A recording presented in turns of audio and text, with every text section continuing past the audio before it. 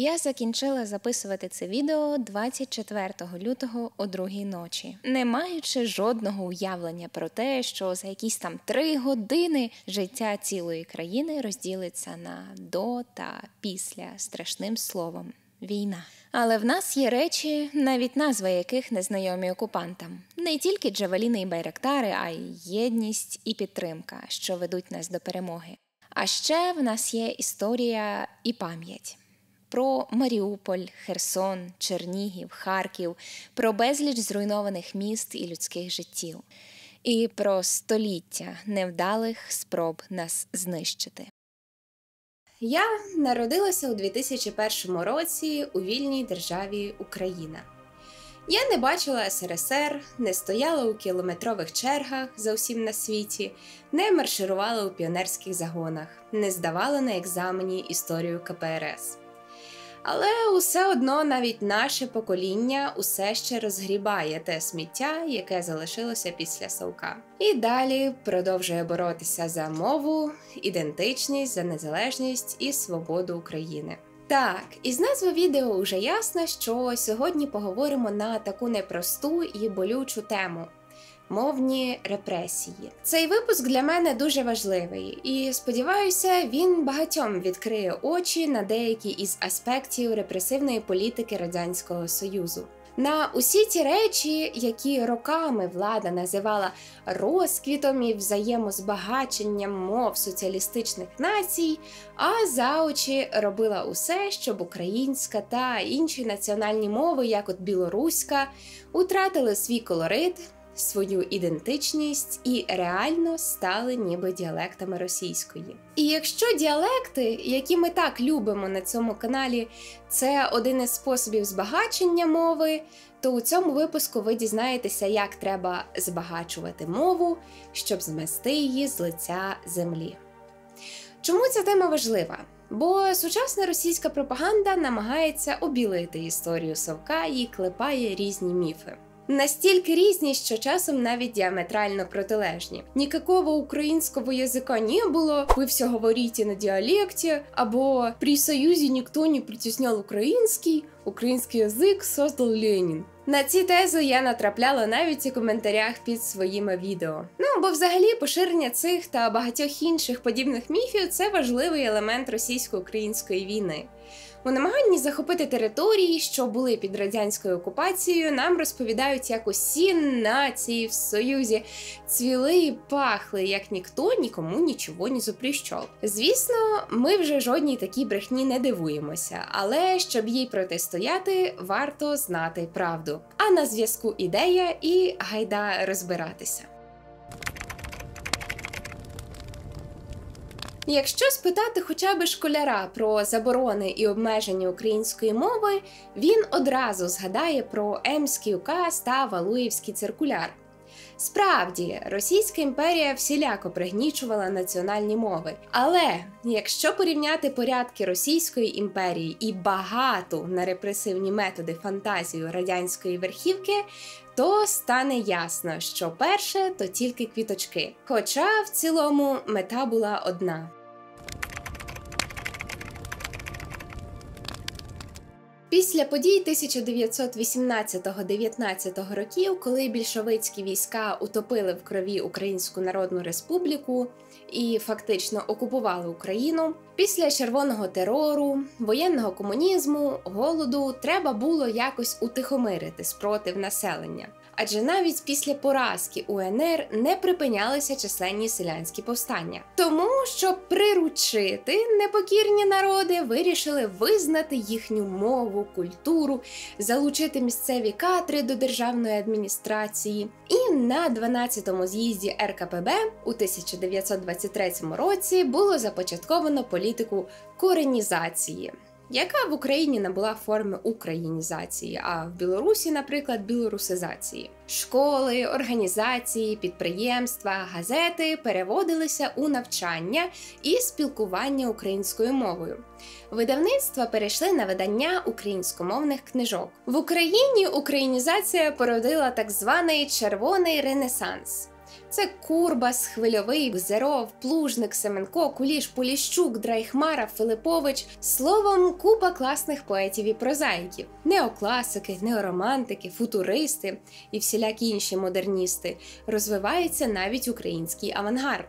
А разом із тим лінгвістика, створення правопису, дослідження історії, мови, лексикографія, відродження словом. От тільки увесь цей червоний ренесанс ми 100 років по тому згадуватимемо уже з іншою назвою. Розстріляне відродження. П'єса Миколи Куліша «Мина Мазайло» описує саме цей час. Пригадуєте, є там такий герой дядько Тарас, який не довіряє українізації. Їхня українізація – це спосіб виявити всіх нас, українців, а тоді знищити разом, щоб і духу не було. Попереджаю! Провокація! Хто стане нищити одних тільки 20 мільйонів селян українців? Хто? Справді, хто стане нищити мільйони селян лише за те, що вони українці? Але ці слова у п'єсі виявилися певною мірою пророчими. Насправді, коренізація була методом і аж ніяк не метою. Адже з самого початку вона задумувалася лише як спосіб приборкання селян. Ще у 1920 році на 5-й конференції КПБУ Зінов'єв так пояснив усю цю політику. У чому суть національної політики на Україні? Зробити так, щоб ніхто не міг підозрівати, що ми хочемо заважати українському мужикові говорити українською мовою. Кінець кінцем, через кількість років, переможе та мова, яка має більше коріння, яка є життєвіша, культурніша. Отже, наша політика є в тому, щоби не словом, а ділом, щиро й чесно показати українському селу, що радянська влада йому не заважає говорити й вчити своїх дітей якою завгодно мовою. Очевидно, що малося на увазі, що переможе не українська. Уже на тому етапі владній верхівці було вигідно, щоб національні мови не виходили за межі побутового спілкування, та й то десь у селах.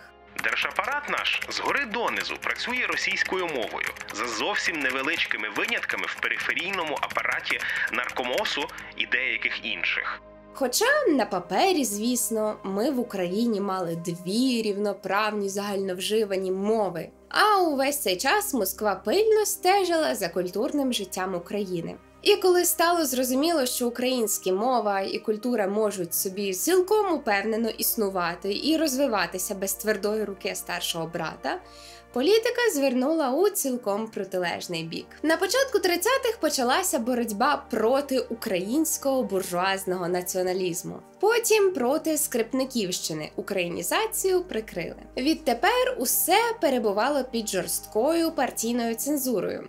Щоб подолати спротив колективізації, у 32-33 роках в українських селах влаштували штучний голод, а в містах почалися масові арешти української інтелігенції. У той же час через сфабриковану справу вигаданої спілки визволення України кілька сотень культурних та громадських діячів засудили і розстріляли чи вислали до концтаборів. У тому ж 33-му році після довгого цькування покінчили з життям очільник українізації Микола Скрипник та письменник Микола Хвильовий. У 34-37 роках розстріляли поетів Григорія Косинку, Євгена Плужника, Михайля Семенка, Валеріяна Поліщука, Павла Филипповича, Миколу Зерова, Майка Йогансена, прозаїка Валеріяна Підмогильного, драматурга Миколу Куліша, режисера Леся Курбаса, художника Михайла Бойчука, мовознавця Олексу Синявського та дуже багатьох інших. Проте і той нещасний десяток літ, коли українська мова звільнилася від гніту і забила потужним культурним фонтаном, не дає спокою московським пропагандистам. Як же можна не поспекулювати на такій темі? Зачем Советский Союз создавал украинцев? Стало по-большевицки, как большевики насаждали украинизацию. Коренизация Белоруссии, как советы растили нации. Большой исторический текст. Вони нам колють очі нашим же відродженням, хоча самі ж його потім і розстріляли. А разом з геноцидом почався і лінгвоцид. Що це таке? це спрямоване винищення якоїсь конкретної мови. Для чого це робиться? Очевидно, що мова завжди є однією із найважливіших речей, які визначають якусь конкретну народність. Відповідно, якщо цю річ прибрати, народність буде легше асимілювати, поглинути. Мова насправді має неймовірно велику кількість функцій. Мова – це не тільки про спілкування, а ще й про самовизначення, про культуру і фольклор, про історичну пам'ять, врешті-решт. Тому прибрати такий важливий чинник, як мова, зазвичай є дуже вигідним. Особливо, якщо мова, як от українська у 20-ті, показує, що має сили на розвиток із власних ресурсів. Власне, тому усі ті класні штуки, які ми встигли зробити під час українізації, забороняють і оголошують шкідницькими і націоналістичними, а ще спрямованими на відрив української мови від російської. Власне, це була політика, як там говорилося, спрямована на розквіт і взаємозбагачення мов соціалістичних націй. Типу, велика бетономішалка, яка заливає купою інтернаціоналізмів і російськими впливами усі національні мови. Тактика була така: не давати мові збагачуватися за допомогою власних джерел, максимально наблизити українську мову до російської, обмежити сфери її вживання. Як це робилося? Наприклад, гляньмо на правопис. Річ у тім, що у 1928 році під час українізації світ побачила Скрипниківка. Він же правопис Голоскевича, він же Харківський правопис. Його укладали відомі мовознавці – Агатангел Кримський, Олена Курило, Олекса Синявський, а перед тим взагалі було скликано всеукраїнську правописну конференцію у Харкові, на яку з'їхалися з обох боків України. Фактично, це був перший повний правопис, який мав на меті об'єднати мовлення усіх українців з лівого берега Дніпра і з правого берега Дніпра. Звісно, він викликав багато дискусій, наприклад, щодо написання запозичених слів. Східняки звикли до одного варіанту, західняки до іншого. Та все одно цей правопис був доволі важливим кроком для розвитку мови. Але яка ж біда? Як виявилося, правописна комісія на чолі із Миколою Скрипником провела націоналістичну лінію в побудові, в літературному оформленні правопису. Що було робити? У 1933 році утворили нову правописну комісію. Її очолив Андрій Хвиля-Олінтер, той самий, що їздив селами Одещини, відбирав хліб у селян і їх репресував. Ця нова правописна комісія без жодних там дискусій, конференцій розробила оновлений пречудовий правопис для радянського українця. Відкинувши усе оце штучне відмежовування української мови від російської, спростивши правопис, ліквідувавши націоналістичні правила цього правопису. От не можу зрозуміти, правопис націоналістичний – це як? Це у нас суфікс петлюрівець, а префікс мазепинець, а літера Г – екстремістка. Боже, в мене до кінця випуску вичерпуються річні запаси сарказму. Отже, що змінилося в правописі 33-го року? Найобурливіші речі. Паралельні форми давального і місцевого відмінків однини другої відміни – святові – святу, серцеві – серцю, сонцеві – сонцю, урусі – урухові – обмежили взагалі до форм тільки на ую. Бо вони були спільні з російськими. Із паралельних словотвірних варіантів становисько – становище, огнисько – огнище надано перевагу утворенням із суфіксом, тобто наростком «іще», тому що так у російській. А ще, уявляєте, у правописі 28-го року було поняття двоїни. Пригадуйте, в різних діалектах ми часто на неї натрапляли. 2 книзі, 3 вербі, 4 хаті, 2 руці. 2 руці. Руці – то зменшувально писливе. Видно, в ці часи двоїна використовувалася набагато частіше, ніж зараз. І звісно ж, у 33-му її усунули з правопису. Дуже познущалися над словами іншомовного походження. Запозичену з грецької мови лексику з літерою тета змінили за російським зразком. Не анатема, анафема, не атени, а афіни, не патос, а пафос, не етер, а ефір. Не тадей, а фадей. І це при тім, що, як ми пригадуємо, українцям завжди було важко вимовити оцей звук «ф».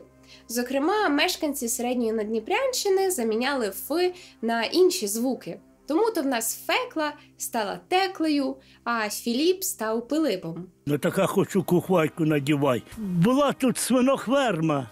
Те саме стосується і правопису іншомовних слів, у яких є стик голосних. Українці завжди намагалися уникнути цього стику, розбавити якимись приставними приголосними. Не паук, а павук. Тож такі важкі для вимовляння іншомовні слова, як радіус, консиліум, українці часто вимовляли як радіус, консиліум. Ось послухайте, як Степан Бандера вимовляв слово секретаріат. Головного командира УПА і голови Генерального секретаріату УГВР Не може вимовити слово пролетаріат і невідомий шахтар із Донбасу, хоч намагається розмовляти російською мовою. В дні невиданого геройства пролетаріата. Ну і я вам скажу по секрету, що в дитинстві я говорила стадіон і піаніно. Можливо, мені це здавалося цілком логічним із мовного боку. Так от, українізований правопис 28-го року закріпив таку вимову як норму. Писалося і говорилося матеріал, соціалізм, спеціальний, мініатюрний, діалект, аудієнція. Зараз ці слова нам звучать дуже незвично. А тоді фактично просто закріпили на письмі живу мову. Але у 33-му році таке написання скасували і уніфікували написання усіх іншомовних слів, так як у російській. Так, ніби українській мові для засвоєння іноземного слова обов'язково потрібен посередник у вигляді російської мови. Ну і найобурливіше – поміняли багато географічних назв. Наші рідні назви міст стали звучати як у російській. Рівне стало Ровно. Добре, що повернулося. Мелітопіль, Маріюпіль, Тираспіль, Симферопіль, Севастопіль – вимовлялося як Тернопіль, але, звісно ж, треба, щоб воно говорилось по-московському. Білгород став Белгородом, традиційне Берестя – Брестом, і тільки такі терміни, як Берестейська унія і Берестейський мир, натякають школярам про давні історичні зв'язки українців та білорусів. Ну і це було далеко не все. Але, власне, тому-то і не варто нарікати дуже на правопис 2019. Він лише намагається повернути до життя хоча б дещиць у тих відібраних у нас ще у 30-х роках природних для української мови рис. Якось зроблю про це окремий випуск. Термінологія від таких зовнішніх втручань у внутрішню систему української мови також постраждала. На початку 20-х років відчувалося, що українська мова довгий час жила тільки в межах села і гуманітарної інтелігенції. Бракувало технічної та управлінської термінології.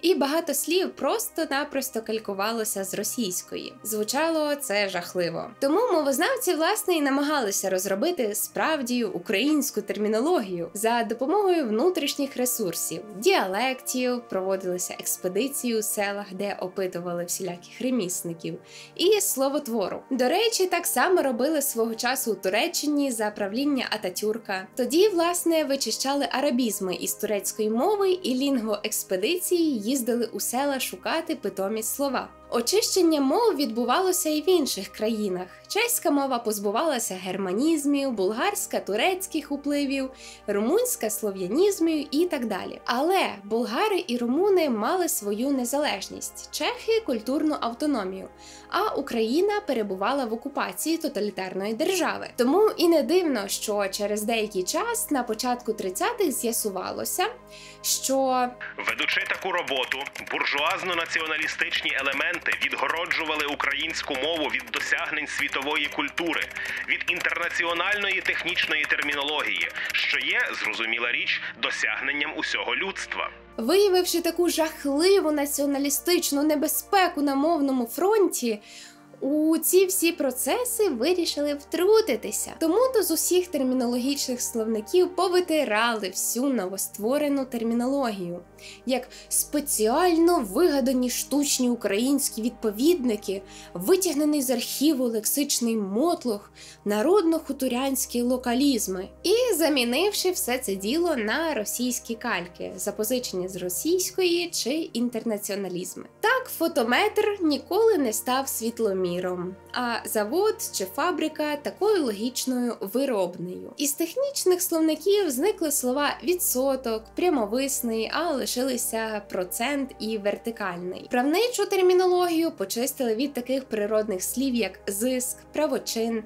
на жадання, суперечники. Термін має бути відповідний до загальної мовної політики радянської влади. А ми пам'ятаємо, що загальна політика радянської влади йшла на зближення української і російської мов. Тому нахабно упхалися в нашу термінологію такі зовсім чужі слова, як наладчик, кладовщик, парковка, доставка, конституціальний, широкопідшипник, казначей. Певно, це робилося, щоб зайшлі начальнички не надто стресували, що не розуміють аборигенів. А що ми маємо зараз? Поламану і зросійщену термінологію, до того ж місцями доволі розрізнену. У багатьох галузях ще донедавна не було якоїсь загальної офіційно затвердженої термінології, а розгрібати це все тільки збирається Національна комісія зі стандартів державної мови. Є група людей, які музична чи будь-яка інша термінологія важливі. Вони сідають і розробляють, вдосконалюють, вносять правки чи творять її. Потім ця музична термінологія проходить верифікацію у музичному товаристві. Очевидно, будуть дискусії, будуть сварки, але тільки так народжується спільнота, відповідальна за плід своєї праці. Можна спустити термінологію згори, але люди, які нею користуватимуться, не співпричетні, не дотичні до процесу. Коли історія народжується знизу, коли ми шляхом дискусій витворили цю термінологію, яку комісія уже затверджує, це зовсім інша справа. Таку модель чи матрицю ми проговорюємо, але, можливо, будуть і інші сценарії. Очевидно, що зараз брати словотвори 20-х років багато чому вже не буде актуальним. Але, звісно, як сказала пані Орися, поки мова живе, поки термінологічна система живе, вона завжди потребуватиме удосконалення. Так само, як і в царині термінології, у словникарстві за 20-ті роки устигли зробити багато чого. Ось на цьому сайті можна знайти багато збережених до нашого часу словників зі зручним пошуком по них. Посилання я також залишаю в описі. Там часто можна натрапити на такі цікаві слова, яких не знайдеш у Сум-11 чи навіть Сум-20. Які спершу просто витурили зі словників, а потім зацькували в літературі і в живому мовленні. Щоб і тут почистити все те, як вони казали, націоналістичне сміття. Що ж малося на увазі під тим націоналістичним сміттям? Усе те, що наочно показувало, що українська мова цілком може бути самобутньою і розвиватися самостійно. Стали націоналістичними такі гарні слова, як світлина, септо, позаяк, незгірше, занапастити, годен, усенький, тамувати, робітня, осоння, мапа, долішній, далебі. Серйозно, редактори брали ручку і викреслювали ці слова. Бо найбільшим гріхом була спроба так званого відриву від мови російського пролетаріату. На теоретичній ділянці, в націоналістичній теорії самобутності розвитку української мови, в пропаганді відриву її від загального процесу мовного будівництва в СРСР, а насамперед відриву від мови російського пролетаріату, у відкиданні інтернаціональних термінів у мові, що прикривалося націоналістичною теорією народності. Хоча, здавалось би, яким боком українці до російського пролетаріату взагалі? Нещадно викидали усе хоч трохи автентично українське. Походеньки, привабити, очевидячки, небавом, набутки. Наприклад, слово «навзаході» про сонце, яке заходить, сонце навзаході. яке у словниках, виданих до 33-го року, було без примітки діалектизм, отримало тавро діалектного, розмовного, застарілого та рідко вживаного. А вже зараз у словнику української мови у 20 томах воно чи то за інерцією, чи то вже справедливо засвідчене із приміткою діалектне. А корпус сучасних художніх текстів майже не має про нього згадок. Одна лише Оксана Стефанівна Забушко про нього пам'ятає. Про це слово в одній критичній статті написали так: «Не можна уявити собі, щоб освічена людина у звичайній розмові раптом вирішила замість «сонце на заході» завжди казати «сонце на взаході». Натомість усі ці слова замінювалися чи принаймні дублювалися запозиченнями з російської. Їх зараз легко можна виявити, просто зазирнувши у словник. Загалом, якщо слово не має прикладів з української класики, народної творчості, взагалі будь-якої літератури до 30-х років, то воно найімовірніше нав'язане. Проти самих діалектизмів також боролися. У багатьох методичних статтях журналу «Українська мова у школі» у 50-70-х роках минулого століття були подані рекомендації щодо боротьби з діалектизмами у мовленні учнів. А дослідники, проаналізувавши 11-томний словник української мови, виявили, що на понад 130-тисячний реєстр припадає лише 101 одиниця з позначкою «західне», а позначка «галицьке» в маркуванні не використовується узагалі. У кінці ось цієї праці подано цілий здоровенний список так званих репресованих слів із причинами, через які їх репресували. Там можна знайти ті слова, які могли би стати українською термінологією, але не стали, бо створювали штучну розбіжність між українською і російською мовами. Ще більше з них залишилося поза документами. Так, деякі з цих слів, особливо термінів, можуть звучати для вас смішно, але це нормально зі словами, схожих на які ми раніше не чули. Зараз ми звикли до зовсім іншого словотвору, ніж люди 20-х років. Тепер ви розумієте чому. Також там можна знайти і звичайну лексику, яку теж заборонили. У критичних статтях, постановах і так далі засуджували усіх тих письменників, перекладачів та інших майстрів слова, які ці слова вживали. Більшість цих слів, які називали штучним націоналістичним творінням, обласними, застарілими, невластивими мовленню мас, насправді була звичайнісінькою власне українською лексикою. Охрестили діалектними і небажаними слова допіру, гайнути, дибати, здужати, комизитися, навзаєм, скоїтись, тільки-но, часопис. Розкритикували навіть такі знайомі нам слова, як рільництво, причандалля, постійно його використовую, походеньки, очевидячки, небавом, наразі, лад, наприклад, державний лад, картати, зірка, зірка, гурт, відсоток. Але чомусь ми досі про них знаємо і вживаємо їх.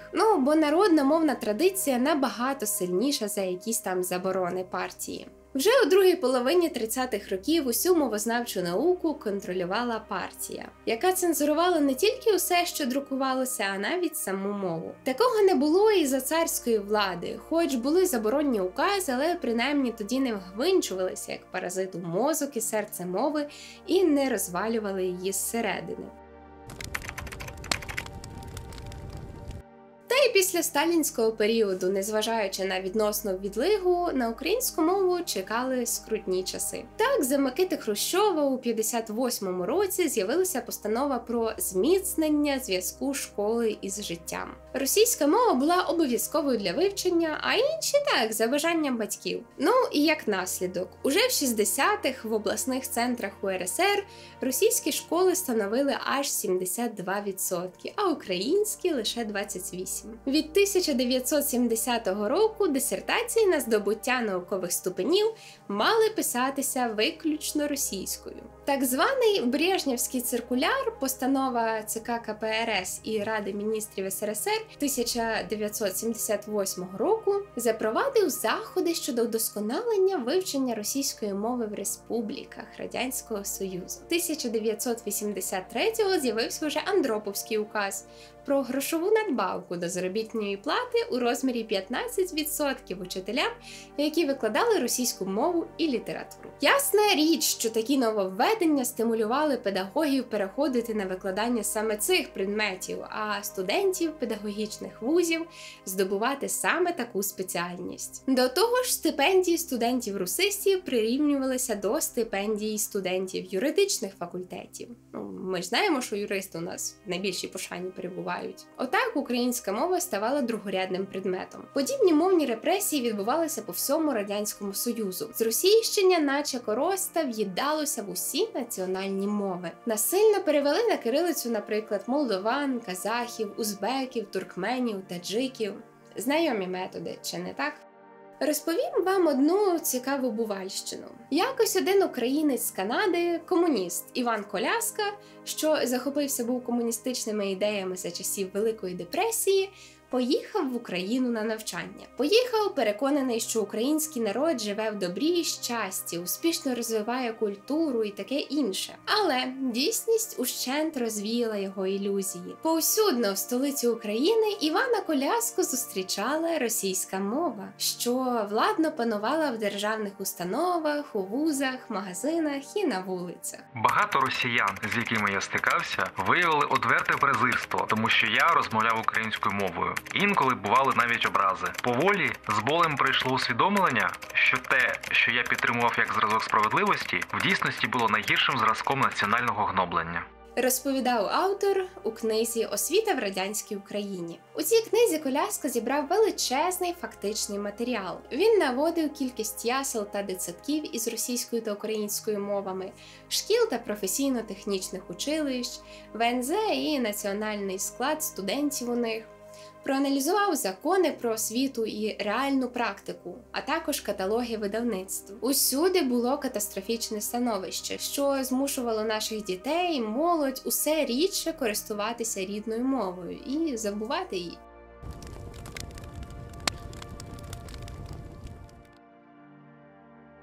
Але який висновок ми можемо зробити із цього всього, маючи на увазі ще той факт, що попри усі ті жахливі речі, про які я щойно розповідала, ми досі чомусь говоримо українською, пишемо нею, вивчаємо у школах, ба навіть маємо неабиякий інтерес до свого мовного коріння і діалектів, наприклад, як показує досвід мого каналу. Як мінімум те, що наочно продемонстрував ще період українізації і чого так злякалася Компартія. Що українська дуже потужна мова, що це ще й мова літературна, а не просто сума випадкових діалектів. Що вона має власні ресурси для розвитку і, хоч не без утрат, але здатна пережити навіть лінгвоцид, відродитися і розвиватися далі, стаючи усе багатшою, без допомоги усіляких ленінів. Як століття тому, так і зараз. Готуючи це відео, я опиралася на ось такі от праці. Це збірник документів «Українська мова у 20 сторіччі», упорядкований Ларисою Масенко та іншими науковцями. Також це праця Юрія Шевельова «Історія української мови на початку 20 сторіччя». Ну, а також книжечкою Джона Коляски про освіту у радянській Україні. Всі посилання на ці праці я залишаю в описі, вони особливо цінні тим, що наводять реальний фактологічний матеріал законів, постанов, ухвал тих часів, з чого ми можемо плюс-мінус зрозуміти, що ж тоді відбувалося. На цьому моменті я дякую вам за перегляд, а мамі і Мальві дякую за моральну підтримку, а також за роботу над сценарієм. Тепер можна зрозуміти, що політика зросійщення тягнеться вже не перше десятиліття, намагаючись пропхати свій узкий мір у всі щілини. Але складно піти проти народу, який попри все пам'ятає власну історію і знає, що ми є українці. Народу, який виходить на мітинги проти окупантів із синьо-жовтими прапорами. Працюємо на перемогу, допомагаємо Збройним силам України. Донатами, в описі, звісно, залишу посилання куди. Постами в інтернеті, творчістю, мемами, тим, що виїхали чи вийшли у сховище, тим, що намагаємось жити своє звичне життя. І підтримуємо одне одного. Ну, бо в такі часи хочеться говорити слово «підтримка» якомога частіше, і щоб це було не просто слово, а щось більше. Не забувайте свої історії. Побачимось!